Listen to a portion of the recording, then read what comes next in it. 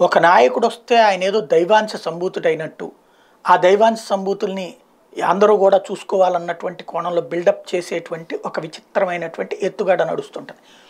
ఆ టైంలో అంబులెన్సులు వస్తుంటే అంబులెన్సుల్ని ఆపేయటం, అదేమంటే ఆ అంబులెన్సుల్లో కావాలని పెట్టి తిప్పుతున్నారేమో అని లోపల రోగుల్ని టెస్టులు చేసేటువంటి దరిద్రం కూడా రాజకీయాల మధ్యన సాగిపోతున్నటువంటి వేళ నరేంద్ర మోడీని చూసి సిగ్గు తెచ్చుకోవాలి ఎవరైనా సరే.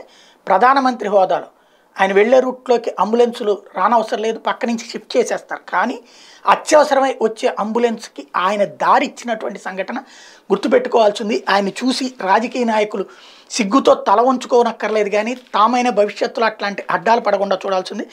వారణాసిలో ఆదివారం ప్రధాని మోడీ వాహన శ్రేణికి అంబులెన్స్ దారిచ్చింది.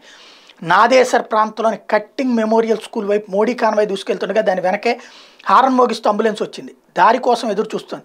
అది గమనించిన మోడీ కాన్వాయ్లోని వాహనాలు వేగం తగ్గించుకుని కాస్త పక్కకెళ్ళాయి.